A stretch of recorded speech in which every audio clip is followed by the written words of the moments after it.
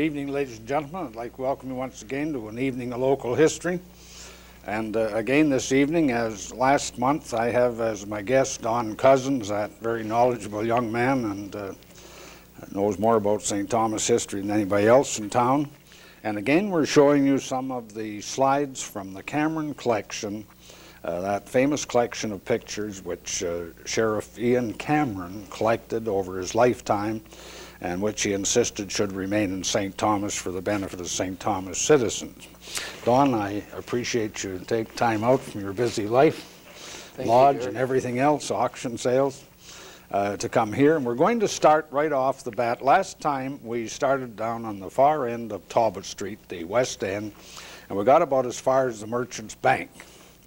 And we're going to start, that is the Merchants Bank. Yes, I'm going to start with the Merchants Bank. As soon as I get that picture on the screen, we'll start talking about it. There you are. Don, what about that Merchants Bank? Well, this picture is from 1875. It's at the southeast corner of Queen Street and Talbot, where the Shell service station is today. It was, in later years, at least before it was torn down, the YWCA for quite a few years until the present Y was built in the 1930s. Now, why would they take down an elegant building like that, I wonder? They took it down because the service station came to town, and we lost many of our corners which had, as you say, elegant buildings on them, went.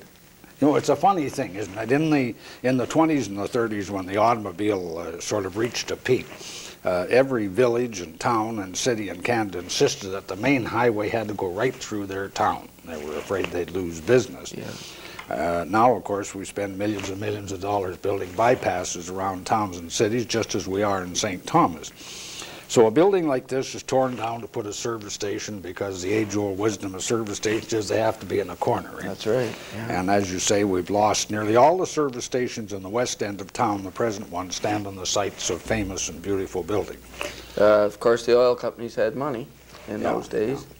But then, too, the city fathers and the people in the city, the businessmen, wanted the service stations in the city so tourists could be processed and wouldn't have to leave the main street. Yes. Don, there's some interesting things in that picture. There are trees in Talbot Street. Yes, much like they are today. Yeah, we're putting trees back. What's the building to the left of that bank? It was the Arkle Block. Oh, yeah. And in the next view, you'll see a better picture of the Arkle Block. There we are. There it is there. Now, what's left of that block? There's nothing left of that block either.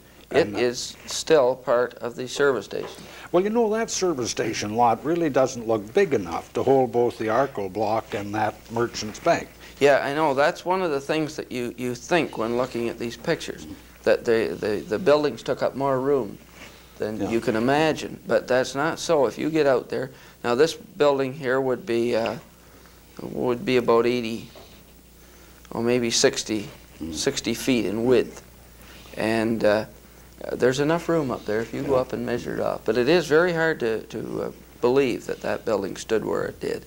The next building to the left, and you'll see it better in another pictures, the Metcalfe Block, and it still is standing. Yes. Where Arco TV Now, Arco was a very famous man in St. Thomas, wasn't he? He came here fairly early. He was in half a dozen different businesses. Mayor of the city. Mayor of the city, what, 5, 6 years? Quite a while, yes. Now, I know he was 5 years in a row one time, and then there are no Arcos left here, are there? No, I don't believe there are. There's some in Aylmer, I think. There's some in Aylmer. There's some in Went Aylmer. to Toronto, and he ran for a member of Parliament once. Yeah, I believe he was. And he was the man, and they have an election campaign here. Thomas Arkle got a little kid when the Liberal Prime Minister of Canada, that would be Alexander Mackenzie, was here. He got a kid to holler fire after Mackenzie had talked for a couple hours. Now, I know, Don, you're a raging Liberal, and this is... It's a dirty trick. Yes. But you know, of course, Arkle was a Tory, and he was a great friend of the bar rooms and the taverns, and they had more licenses issued during his term. You know, after he was elected for the 5th time, a lady wrote a letter to the paper describing Arkle taking his supporters around and stopping at all the hotels. Oh, they were all owned by Liberals, I was afraid not. No. Well, let's get on to the next picture. Oh, yes. Now, this is the Metcalfe block. Metcalfe Block. This is looking west now. We were looking east before. We're looking west, and it's the south side of Talbot Street from Metcalfe Street. And you can still see the remnants of that road night sign. Yeah, you can. It's one of the oldest things, I think, on Talbot Street that you can see up there, and it's really... What is that building about 1850 something? 54. 1854, and it was built by who? Ben Drake. Benjamin Drake. Ben Drake built it, and it was the beginning of the end for Ben Drake. With building this, he couldn't rent the buildings. It was too far east. Beautiful building, an outstanding building for the time. You know, you'd have a hard time convincing the merchants up in the west end of town that this was too far east. Yeah. In the 1870s, 1854, it was too far east to rent. That's right. It was for many years known as the Albany House. It had various names, and it actually was in business until Prohibition came along in 1916 when it closed. It was a rather posh hotel. The bar room, they had a back room where the lawyers and the businessmen could go in the back door. Well, if you're down that way, look on the side of that building and see if you can still make out road nights if you're walking that way. Don, what are the poles there? Are those telephone poles? Yeah, they'd be telephone poles. This picture would be about 1890. The center part of the building is burned out. Yeah. Two-thirds of it is gone, the center part. Just the part on the east end that's still there. No, the parts on each end. The center part was burned out. Yeah, but I say the east end is the only part that's still there. No, the west end's there too. The center part's burned out. I'm sorry, I see what you mean. There's a parking lot in the center. And the streets at that time, is that the streetcar track down the Oh, center? yes. Yes, it is. And that'd be that old streetcar line, really, that just ran to the station, eh? Well, it'd be 1890. So did they have the streetcar system in operation then? Oh, completely? yes. Yeah. Oh, yes, they did. Yeah. This is a poor picture. It's on the other side of the street, on the south side. We're looking east, and it's the Grand Central block. And this end of it is Blackmores Hardware. Which is now Albert's restaurant, eh? Yeah, Uncle Albert's. Uncle Albert's restaurant. And, Yeah, not in this building. No, but yes, he is, isn't he? Isn't that No. the Blackmore building? No, Isn't that Hinks? And but that building was completely torn down, and the IGA was built on the site. oh, that's right. Yes. Yeah. This building doesn't remain. For many, it was Heppenstall's jewelry store for a while in there after it was first built, and then it became Blackmore's and Glowing Hardware. And Gib Johnson? And Gib Johnson was the last person to be in that hardware store. And then next to that is the Oddfellows block and the Grand Central Hotel. The same building looking westward, the south side of Talbot Street. This is the Oddfellows block looking towards the corner, and you can see at the right-hand side in the background the Road Nights Hotel there too. And now the top story was taking off both that Oddfellows building and the green yes. block. They divide them. I'm not sure whether the right-hand side was green, the left-hand side was the Oddfellows, or which way it was. But green, the right-hand side was the Oddfellows. the right-hand side, the Oddfellows, and green built the other part. And then they took the third story off. When? Do you remember when that was done? When they put the IGA, about the That's time right. they built the IGA, not too long ago. No, no. Maybe 15. It has some elegant stonework on that building still above the windows. Quite and so on. ornate, Yes. quite ornate. The highest part there that you can see is the Oddfellows block. I see. In there. These pictures aren't probably coming over very well because they're not very good to start with. Well, most of these pictures would be from those old stereopticon slides. No, this particular one here is from an advertising card, and you can just see the top part sticking down there. Oh, I see. It hasn't Yes. been blocked out. There's been no artwork done on that one for sure. Now, this is the center part, the Oddfellows part of that block. Just the Oddfellows building. Now, people looking at it today will see the ground floor and the second floor. The ground floor, of course, is all messed up with modern front on it. Yeah. But the second floor still keeps that window design. And Yeah, so you on. can still recognize this from the second floor. Yeah. The top floor's gone, and the bottom part has changed drastically, but the center part is still the same. And this is the Oddfellows block. Chandler was a bookseller on the left-hand side there. And this, too, is part of the block, the green block. Murray was a tailor in St. Thomas for many years, probably 50 years. Yes, you see his name in the newspaper advertisements a great deal. Yeah, he employed quite a few people, didn't he? Well, I think the tailors did in those days. Yes, I think they had probably 10 or 12 people working for them. Well, I think Carey in his store had a sort of seamstress department. I remember reading the account. He had about 20 girls working in there. But this tailor here, they would make their suits from scratch here. Oh, yes, definitely. They were all like made-to-measure suits, and yes. You know, that was still being done in St. Thomas up until just after the Second War.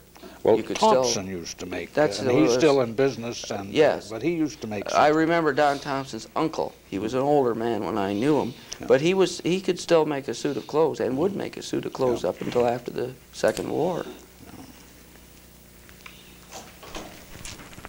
Now, this is the interior of the West End Imperial Bank. No, Don, really, it looks like a saloon bar. Elegant, rather than the inside of a bank, doesn't it? I don't know what makes me think it looks like a bar, but I guess that bar in the front. I think that bank opened, it was certainly in the 70s, maybe about 1876. And the gentleman in the foreground is Matthew Gilbert, who was the manager of that bank. He was a money lender here in town and in that building. And the bank came in and made a deal and appointed him manager of the bank in the mid-70s. He was manager until he died in 1908. Was he here? They built a branch down around the turn of the century at Princess Ave. Which is still... It's still there. And he was manager of that branch, too. Well, this is the building that, who was it? The art gallery's in now. Yes, the art gallery stands there now. But this was the building was built by the same builder and the same man as that big, elegant house next to it. Next to the art gallery and the office. Dr. Guston's house. That's right. Guston built this building, and he built the house, and he built his office. And it was originally a three-story building. Yes. And it was what was the precursor of the library? The Mechanics Institute was in this building in the early 70s, too. Oh, yes. But it's a strange-looking bank, wouldn't you think? Well, somehow, to what we're used to. Probably typical of the day. Yeah. I don't know. Not too many women in there, I'll tell you that. No, it'd be all men clerks, wouldn't they? Women didn't work in the banks then. Yeah. Now, this is in the same block, north side of Talbot Street, right across from the Grand Central Hotel. And it's Sutherland Shoe Store. And Sutherland Shoe Store is still being carried on today by Mugford's. Yes. But who's in that building right now? Well, I'm not sure. That's not where Simpson Sears is it? It could be, but I think that it's rather to the west of that. Because Dr. McClarty built a block in 1881 in that building. That's a very hard block to sort out of who did the building. But the part that's presently Simpson Sears and covered by that ghastly-looking front of black ironwork was the block that McClarty built in 1881. Mm-hmm. I think that this part of the block might be down near where Vere's was. Oh, yes. Or maybe just the next one to it. I'm not quite sure of that, although I have gone up and looked at this. And there you have the, it's a sketch of the Grand Central Hotel. And it was built in 1881 and 82. Yes. Yeah. By a sort of local consortium of businessmen. And it was really a remarkably elegant hotel. Oh, beautiful roof line, the mansard roof there. And it was, of course, just taken down in the last year. Yes. I got some of those tiles from the top of that. You did, eh? Yeah, they were about 4 feet long and 1.5 feet wide. What, the tiles on the mansard? The tiles on the mansard roof. Is that right? Yeah. Well. And this is where the present development is supposed to go in, and there, I guess the land board meets when, this Monday, or it did meet? I don't know. This week to decide the 5 residents who have houses behind the former Grand Central are objecting to the city expropriation of their property. Mm-hmm. And next to that is the Municipal World Building, Scott McKay's law office is in there, the larger building. And the smaller building, the house on the right, is on the site of where the Grand Central was built. Yeah. And that house was built in 1874. Yeah, by Colonel Green's father. John M. Green. Yeah, John M. Green built it. And then when they decided to build the Grand Central in 1881, they took that house on the right of the picture. I still don't know how they did it, and they put it on rollers, and they moved it down to Metcalfe Street, where it still stands, what, 74 Metcalfe? Just the second house south of Gladstone Ave on the east side of Metcalfe Street. Yeah. You know, we'd have a hard time moving a brick house like that today. Well, I think they took the brick all off the house. No, well, Fred Green says, who's the grandson of the man who built it, he said no, they rolled it down the street. They put a foundation around it to stop the bricks from falling off, through gravity. And then they put it on big rollers and rolled it down, I suppose, Metcalfe Street, and then then put a foundation under it on Metcalfe Street. Well, I don't know. You'd think somebody might have made a sketch of that. Don, the building in the foreground on the left was the post office that was built by Frank Ermatinger. Well, he was the postmaster. I don't know whether he built it. Yes, he did. Well, you know, I mean, he made the arrangements and the contract for it to be built, and he moved the post office into there. And I'm sorry, I forgot what date that was. But well, it'd be in the 70s. Yeah. Because his father died in 1870. In the 70s, and he was postmaster at the time he died. Well, I think that, you see, it was built before the Grand Central. The Grand Central was 1881, which is next to that, and I think that was maybe about 1877 or 76 that was built. Yeah. Now, of course, if you take a look at it from the west side, you can see the outline of the old building as it originally was, where the doorway was and the four windows have all been blocked in, and as you say, the front has all been changed. Yes. Yeah, that building, the house on the right, it looks in better shape today than it did in this picture, which was over 100 years ago. Yes. It's in beautiful condition. Hugh Price Jones lives there. Does he? And it's a beautiful home. Yeah, it is a nice house, yeah. Yeah. He has the date of the... Oh, that's something I meant to tell you. Mr. Green, who built that house, also built the house for Guston. That's just about at the corner of Pearl Street. Oh, did he? Yes, he did. And he built 3 or 4 really beautiful houses. Mm-hmm. Oh, tell us about that, Don. We're up to the top of Elgin Street, looking east along Talbot, and this particular day was March the 1st, 1880, just 100 years ago, a couple of weeks ago. Wait a minute, 1880? In 1880.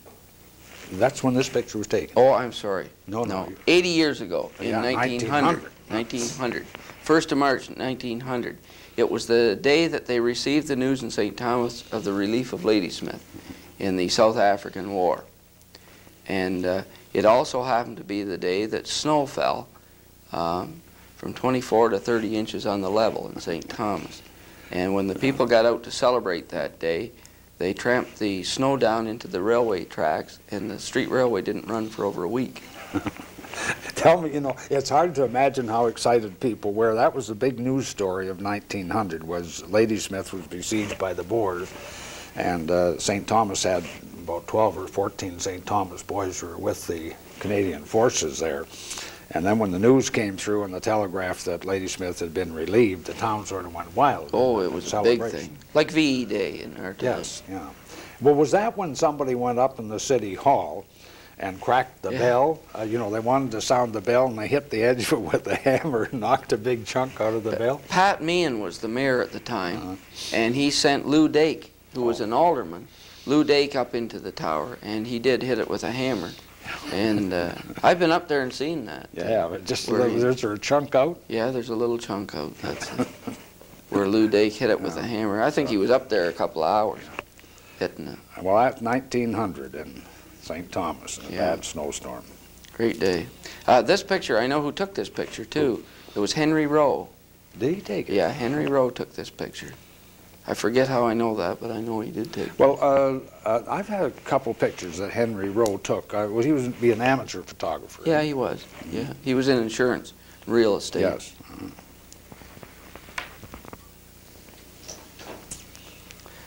This is at the same location at the top of Elgin Street, the Hawkins Block. Jim Hopkins, the photographer, built this, I think in about 1898. It shows up in the previous picture. I guess the date's on. Well, Don, could you just tell people exactly where that is and what they can see of it today? Well, it's on the north side of Talbot Street. The building is there, but it's not quite the same as that. It's where Jack Waite's Appliances is, and there was a fire there. I think it was when House, G.O. House, was in there. Well, Don, is that center window still there? On the second floor? No, I kind of think they took the top story off. That's right, and just the one story. Just the one story, and they rebuilt the top. I certainly know those two little pillars are gone, and the date and the name. It's not too long ago. It was there 20 years ago.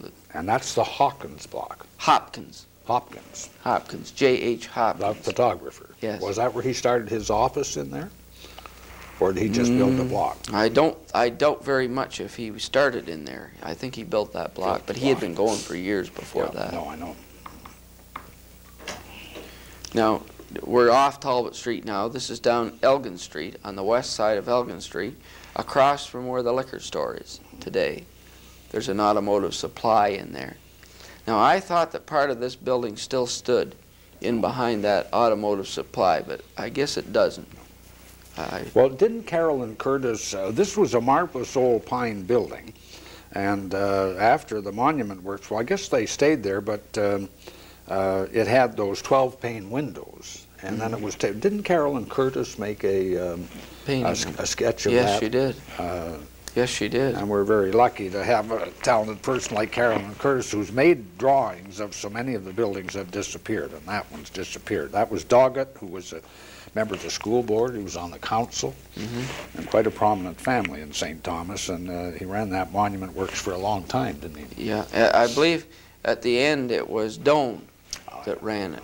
Panther and Doan ran it for a while. What date is that picture, do you know? I really don't have any idea.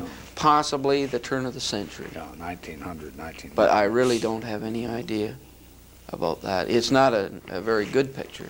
No, I was telling you, I have a much better picture of that that a descendant of the Doggetts gave me.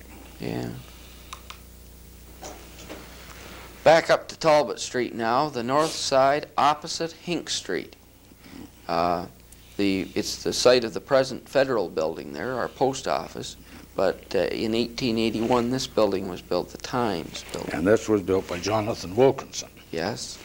And it's a funny thing, you looked up the deed for that someday and for me, and it really was a very narrow frontage. I suppose that was the only part that was available.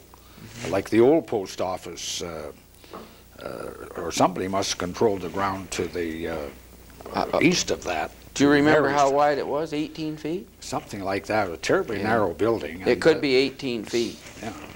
And the Times, St. Thomas Times was produced there until, well, until they amalgamated with the Journal and until they built the new building on Hink Street. This was later the Times Journal building after 1918. That was a real rabbit warren in there. To think of putting a daily paper out every day in that building. Oh, yeah. And that was the year they started the daily paper in 1881, when they built that. Wasn't Neil Darrow the architect of this building? Yes, Neil Darrow was the architect of that building. And it's on a close-up of a picture. It's a very nice front to it. Yeah. Yes, it's an elegant building, just a small, plain building, but the front of it is quite elegant. Yeah. I suppose many people will remember the two center parts on the ground floor where the bulletin boards were. That's right. And particularly on Sundays. Yeah. You would always go up there Sunday afternoon, stop, get out of the car, if you were lucky, get right in front, and read the bulletin board. Yeah. It was a Sunday ritual to go up because you didn't get the paper and you didn't want to miss out. You didn't have radio, local radio stations, and it was particularly if you had heard something had happened. Oh, yes. And it was obituaries were always on the bulletin board. And on Sundays you would go. I remember in 1945 that Mitch Hepburn and Tommy Thomas, after the election, and it was customary after every election to have the winner and the loser go up to the Times Journal. And the two men went up there, one at one window and one at the other window, and spoke to the people through that window. That was the election when Thomas defeated Hepburn? When Thomas defeated Mitch in 1945. They'd been such good friends, and that election sort of destroyed the friendship, didn't it? Yeah, it was the end of the Hepburn era. Yes, yes. Right there. They say Mitch had a tear in his eye, and I'm sure he did. But, now, I can tell you about that one, Don. That's the Bank of Montreal building on the south side of Talbot Street, and what's the street there? Hinks. Hinks Street. And that was built in 1884, and it was the home of Goodwin Furniture. Mm-hmm. And did Goodwin build that? yes, well, Sanders built it, and Sanders built it and promised to rent it to Goodwin. And what's happened to it over the years is the top story was taken off. At one time, there was a big sign on the top of that, Goodwin Furniture. The Goodwin Furniture sold furniture all over Ontario. Well, somebody should do some research on how big an outfit he was. And well, you've done a bit of research on it. yeah, I have, and but a lot more needs to be done. And then the other stories were taken down, and now it's the Bank of Montreal building. All looks very modern, except you can still see that little entranceway to the back, can't you? Oh yes, you in can. the That's present still Bank of right. Montreal. That's right. And it was quite a nice building with that mansard roof. Mm-hmm. Don, I'm going to ask you a question. Who does the suitcase belong to in the front of the picture, and where's the man going? He must have just stopped for a minute to get his picture taken there. I don't know. That, again, is the same building, the Bank of Montreal building, but I think at that time it was still the Goodwin Furniture. Oh, yes, it was. Yeah. And Mr. Humans was the undertaker. I think that's Frank Goodwin at the right-hand side there. On the right-hand side. I think so, yeah. And that's the son of Samuel Goodwin, who started the business. Yeah, that's a good little picture. Pardon? That's a good little Yes, picture. yes, it is. Nice picture of the street light. Yes. Now, that street light, what date is that, then? Is that around 1900? Maybe a little earlier. Could be a little earlier than that. It's a gas light. That's right, it's a gas light. Yeah. Yeah, it's quite a nice, good Well, clear. we don't want anybody phoning us up and saying that's their suitcase. And this is just across the street on the south side, on the southeast corner of Hinks Street, where Anderson's store is presently located. Yeah, now, I think for the viewers there, the long part of that building is what's going down Hinks Street. Yes. And then the front of the building is on Talbot. Mm-hmm. And that was built in the 1870s. 1871. Yeah, when Haggards came here, and they made steam engines, farm implements. They made a very wide water mains. Water, yes. They didn't they produce all the pipe and machinery for the first water system In St. Thomas and Brantford, I think. Yeah, and they. I think they had a parent plant in Brampton. Yeah. And the Haggards and the Cochrans were connected. Well, that came later. First was the Haggard brothers, and then Cochrane becomes associated with it, and. Both Haggard brothers in St. Thomas and the McPherson foundry in Fingal made a lot of complicated machinery.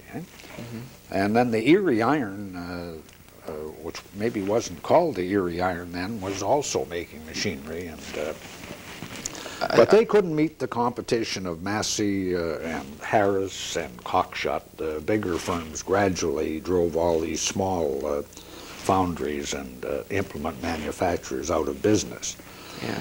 And then again, we haven't checked when that company ended, but that building was vacant for several years. Around the turn of the century, Yeah. I think. And somebody suggested that a good use for it would be to move all the municipal offices into it. This is before the city hall was built. Oh, yeah. And they thought that would be a good use for the building. Well, then R.M. Anderson, who had started business here in '96, moved in there when? In the early 1900s? Yeah, I don't know what year exactly. And they bought the building and moved their store in there. And now they must have taken that mansard roof off. I'm not just sure what, I don't think they're quite clear on it themselves right now. Well, that must have happened in the early 1900s. The mansard roof was taken off, and all the brick in that building, there was an editorial in the paper when Haggards came that they couldn't get brick very cheap, and I think they got brick from McIntyre out on the River Road. And he supplied, he had a big brickworks there, and he supplied all the brick for that. I'd never heard of him. Yeah, well, he also supplied the brick for the Presbyterian Church. Oh, I see.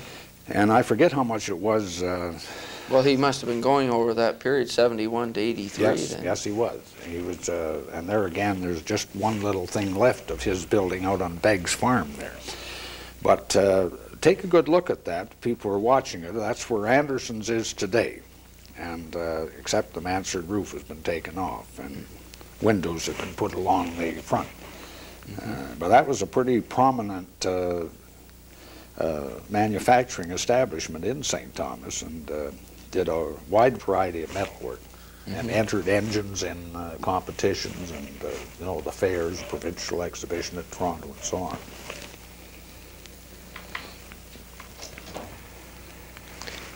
This is further down Talbot Street, the same block on the south side, where the present Hepburn Park is. And this was, well, in later years it was the Charlie Wong's laundry, but it was originally built as the first separate school in St. Thomas. And it was located down by the Catholic Church, and later moved up to this location. Well, now, Don, that's what I'd like to wonder. Are you sure about that? That it was built first by the church and then moved up? Yes. You are, eh?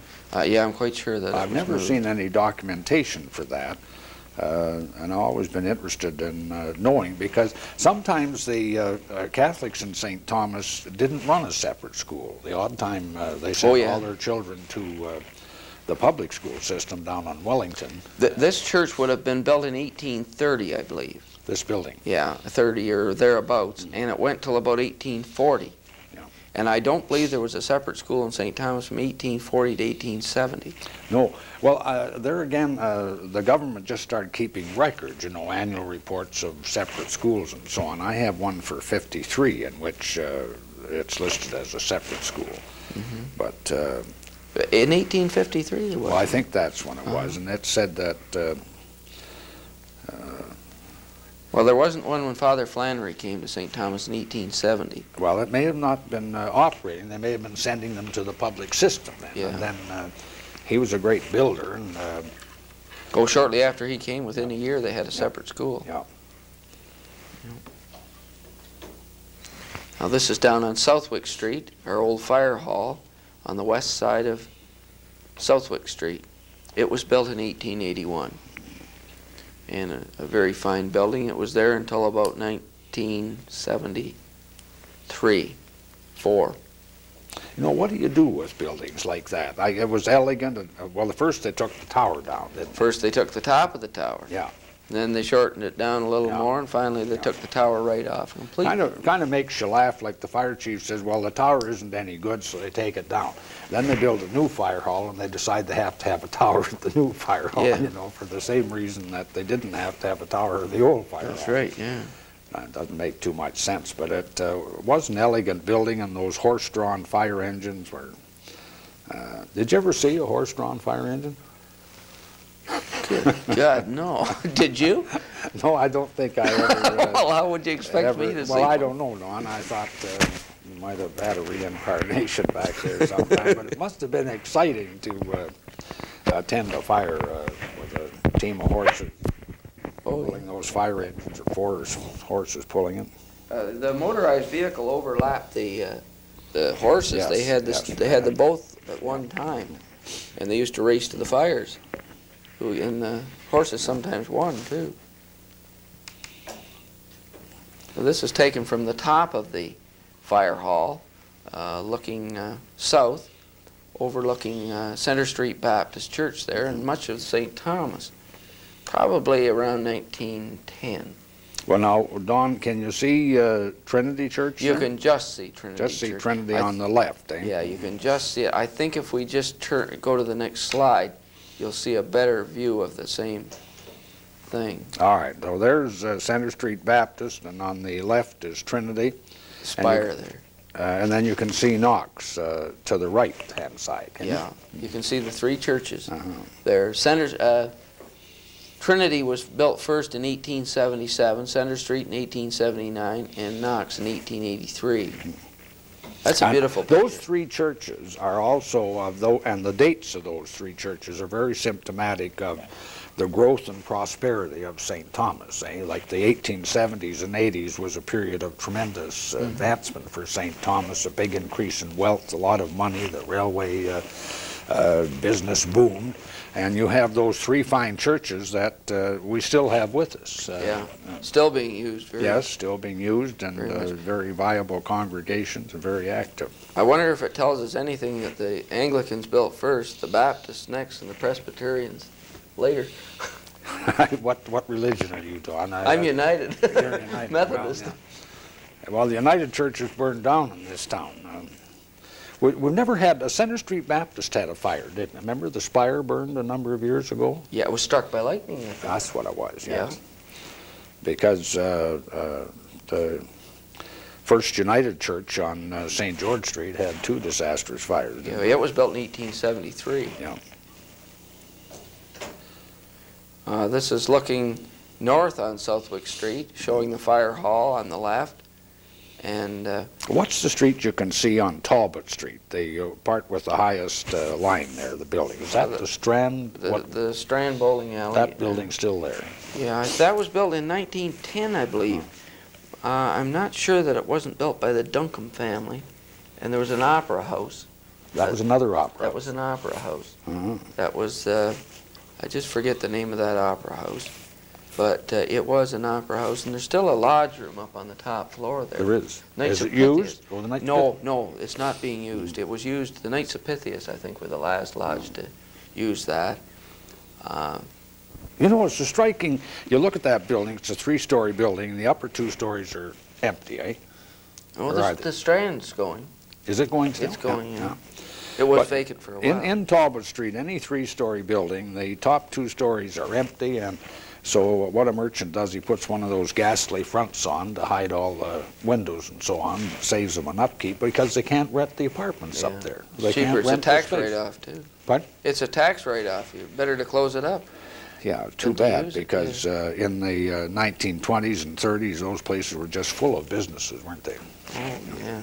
Very much. Lawyers' offices and doctors and seamsters and so on. Now, this is back on Talbot Street, and it's at the corner, the northwest corner of Hiawatha Street, where the Jupiter store is today.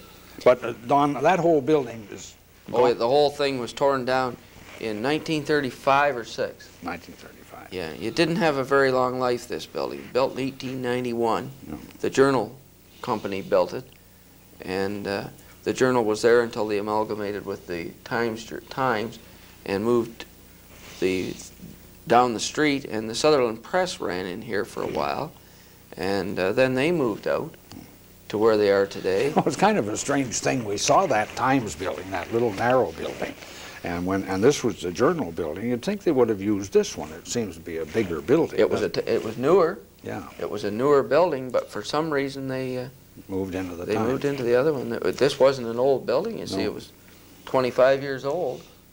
And a beautiful, to my way of thinking, the nicest building that was ever built on Talbot Street.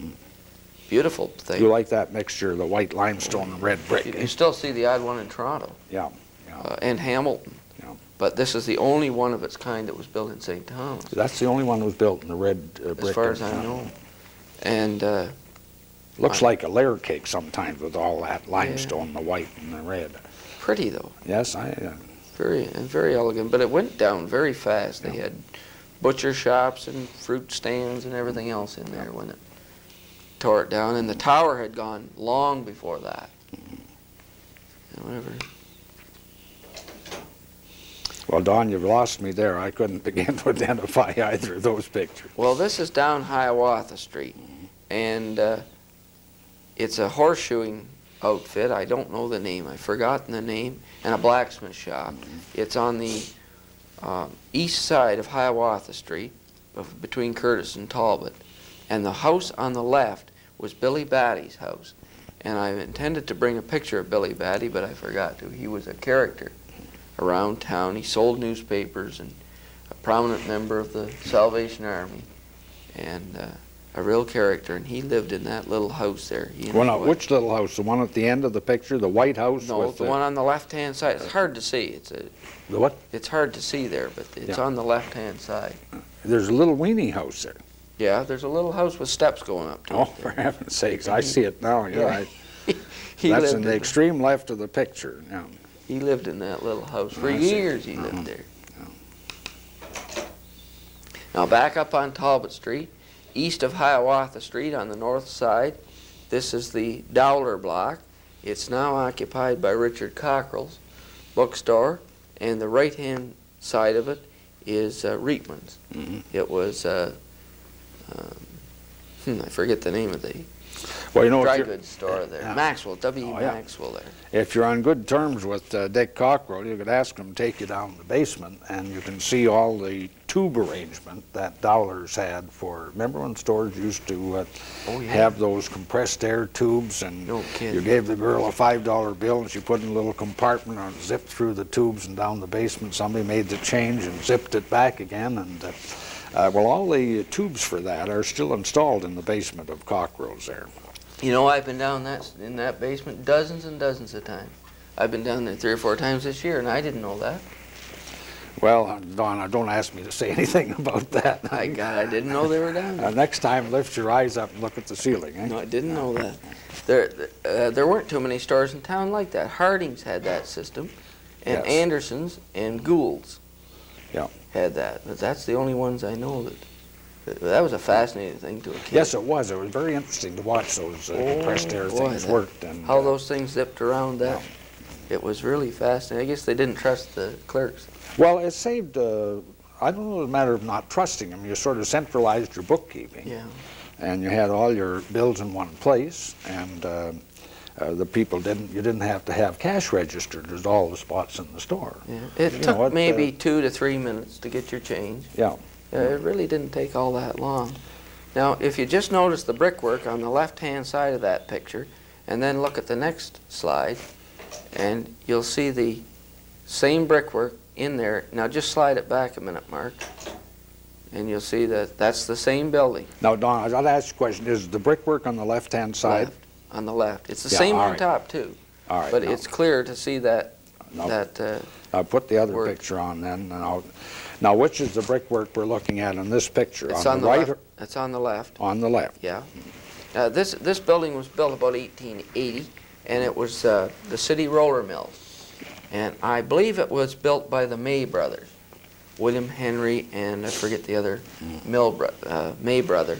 They had originally started on Celestine Street. Oh, yeah. They weren't the originators of the mill either, but they bought it when it was on Celestine, moved it here, and operated it here for a few years, not too long, and then they sold out, and this mill was moved down onto Southwick Street. Now, just a minute, Don, that's a brick building. Yeah. Now, they moved that brick mill from Celestine? No. They moved the mill and then built it in brick. They sold to Dowler. I see. They sold out to Dowler, and they moved down to Southwick Street, across the road from the fire hall, across the street from the fire hall, into a bigger building. Yeah. But it wasn't May Brothers then. I forget the name of the mill at that time. But this was quite a going concern. You see, there's an alley there on the right-hand side.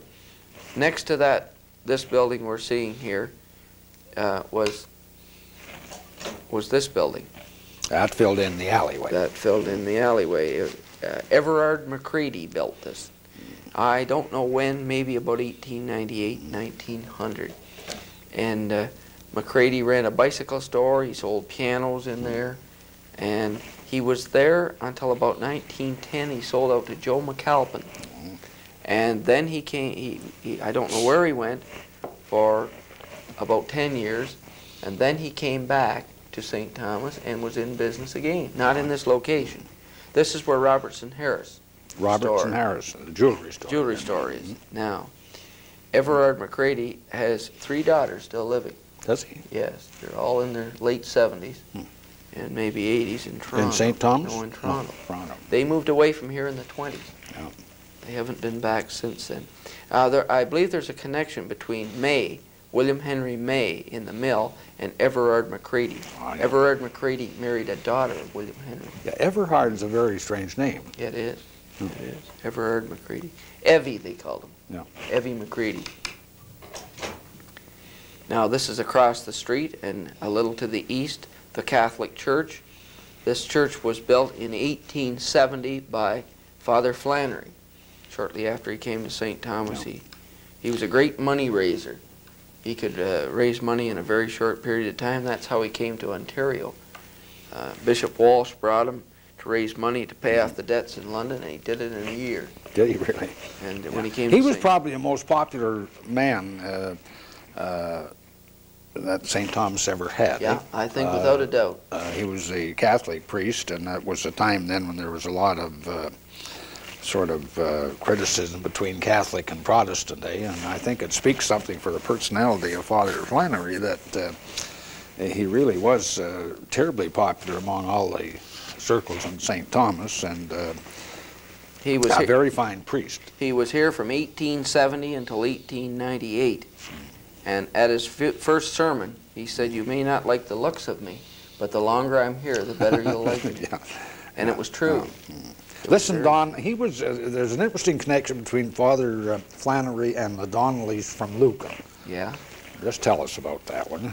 Well, I don't know the story, but Father Flannery came from a place in Tipperary called Neenah. And the Donnellys came from a place in Tipperary that was 8 miles away from Neenah. Oh, yeah. And when the Donnellys got into trouble up in Lucan, and the priest up there would not give them confession, and they consequently stopped going to Mass, they came to St. Thomas, to Father Flannery. And the Donnelly girl, Jenny, was married in this church, or at least by Father Flannery, in 1874. And Will Donnelly had been coming to St. Thomas before that, to Mass and for confession. And they continued to come to Father Flannery for about 10 years. Anyway, he was a close connection. Yeah, he was a much better priest than that man in Lucan. Oh, I don't think was much of a priest, but he was an American. Father Connolly. He was an American, and came from Quebec to Lucan, and very unpopular with the Donnellys. That's for sure. Yes, he certainly was, wasn't he? Yeah. And guilty, I think, of unethical practice against him. This is the. I'd like to speak about that separate school. This is the oldest school building in St. Thomas, which is still used. It was built in 1878.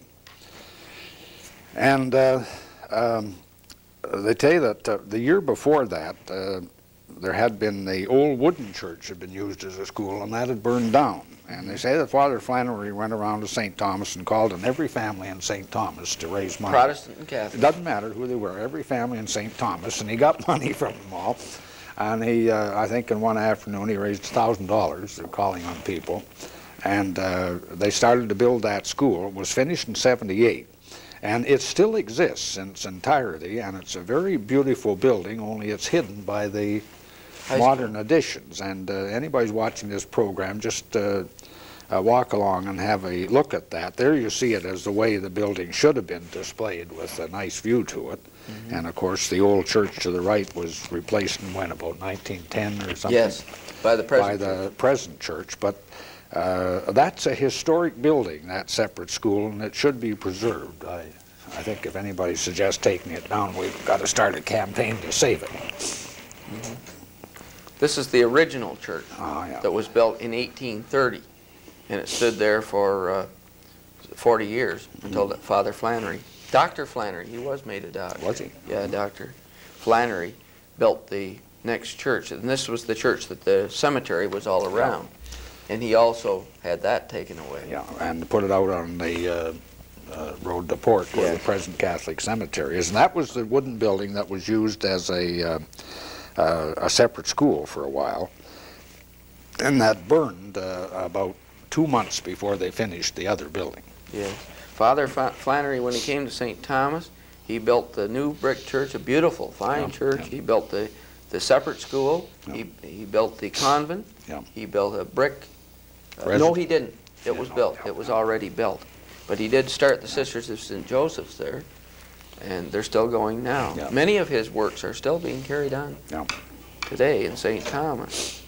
This is another rather unusual picture showing the convent, and it's from, well, the church is in the background there.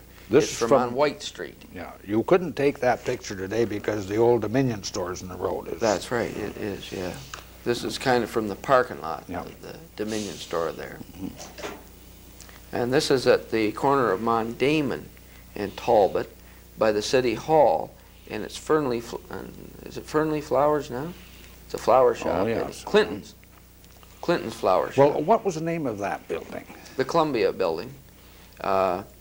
It was a hotel there for many years. And then it was a theater, the Columbia That's Theater. the Columbia Theater. The McLeans ran it for many years, the McLean family. And Vince Berry owns it today. Oh, yeah. But it's still there. This is just a sketch, not a photograph, but it still is. But then the front would have been changed quite a bit, and that little triangular part in the top would have been removed, eh? I think it's there. Pardon? I think it's still there. Is it? Yes, I think it's still there. I'm as bad as you down in the basement with Richard Cockrell. Maybe I haven't taken a good look at that building. I'm pretty sure it's still there. Now this is looking from the top of the City Hall eastward along Talbot Street. And you can see the Imperial Bank building on the right, and then the Dake House, which is gone. Further on, the Wilcox House. It's still there. And on the left side, in the background, you can see the top of the Queen's Hotel, which is gone. Yeah. And then these buildings up here. The Masonic Temple wasn't built at this time when this picture was taken. Sometime around the turn of the century, before 1910, that this would have been What's taken. that big sign on the side of the building? Is that a window with curtains in it? Oh, Yeah, I think it is. that's a window with curtains. The other window on the left doesn't have curtains. Yeah, that's right. Yeah. This is at the corner of St. Catherine Street, looking westward along Talbot Street. You can see the Catholic Church on the left-hand side there. A winter scene about the turn of the century. Leave that on for a minute. That's a pretty picture. But most of those buildings are still standing. Yes, except the Capitol Theater is in that building on the left there, isn't it? Yeah. Yeah. Yeah, that's right too. Yeah. Now this is the same taken from the same location. You can see the Catholic Church in the background there. Only this is in the summertime. Yeah. And a water wagon watering down the streets. They had about a half a dozen wagons going around town doing this particular chore. You know, it's a shame in some ways we don't have enough pictures. It's very difficult to find enough pictures of all the delivery type of men, like the iceman and the bread man and all the people who delivered, and the wagons that watered the street. Yeah. Yeah, this would have been taken after 1898 because of the brick pavement. That's right, and you can see the railway or the streetcar tracks, and you can see the brick paving in Talbot Street. So when was it paved? 1898. 1898. Yeah. Now there's the corner of St. Catherine's and Talbot, the northwest corner, and that's Coffey's News Depot today. Yeah. Now, Don, the man who built that building, or rather the woman who built that building, was what was his name? McVetti, who built the hotel. McNulty. McNulty. Mrs. McNulty built that building. I didn't know that. Yeah, and her husband built the building to the right, which you can't see, which is the present where the Talbot Hotel was, and now the Schooner Inn. Yeah. And he built that hotel and ran it, and then she built that building. But what always bothers me is that I think from the price that she paid for it, she just built half of what you see in that picture. And if you look at the building today, you can see where the brick is joined. So the left half of that building... I think that's always been a separate building, really. Yeah. But she did build a part on the corner and owned it for quite a while. It was Egan Brothers Grocers that ran in there quite a while. It's rather interesting that that particular corner was occupied by Catholics. Now, Egan's ran the store there. Meehan's were in that, right in there. quite a while, and you say McNulty's built Yes, that. yes, the McNulty's building. And Mrs. McNulty ran the hotel. Yeah. After that, the Conleys ran it. Yeah, that's Bob right. Coffey's Yes, ran it. and the coffee still run it. Yeah, Margaret. it's just a coincidence, I think, that it's been Yeah. occupied so long by the Catholic people. You know, of all town. the names you mentioned, the Meehan name, Phil Meehan, who worked in the store and also used to work for coffees, was probably the wittiest man I ever met in St. Thomas. Phil. Yeah, Phil Meehan. You remember him? I remember Frank. No, well, Phil Meehan. No, I don't know. The one who worked for coffees a lot. He always had those droll stories with a straight face. He was a very fine I don't man. remember him. But that building still exists anyway, and the top has been changed a bit. Yeah. I guess we got, this is at the same corner, and it's looking east along Talbot Street, and you can just see the corner of the Arlington building, the Arlington Hotel that's now the Schooner Inn, on the left-hand side of the picture there. Now, I guess we got time for one more, and then we'll All right, stop. okay. Now, watch this horse and this sleigh. Watch that bobsleigh. That's the same horse and the same sleigh going down the street. Went right across, and the photographer took this picture going down. And that is going south on Railroad Street, eh? Yeah, Railway Street, which is now Princess Ave. Yeah, and that's the West Imperial Bank Imperial building. Bank building, which is still there. Eh? And Don, we just have 1 minute. Sometime I'd like to get through program and show all these pictures. Don, I'd like to thank you very much for getting this together, and I'd like to remind everybody that this program will be shown again on tomorrow, or on Friday this week at 8:30, and next Wednesday, March the 17th at 8:30. And I remind you once again that all these pictures are from this famous Cameron collection of pictures, and we'll see you again the second Wednesday in April, which is on the 9th of April. Now, Don, I don't know if I'm going to have you, or I don't know who I'm going to have. But I'll have a program on the 9th of April, and thank you very much for watching, and please watch on the 9th of April. Good night. thanks very much, George.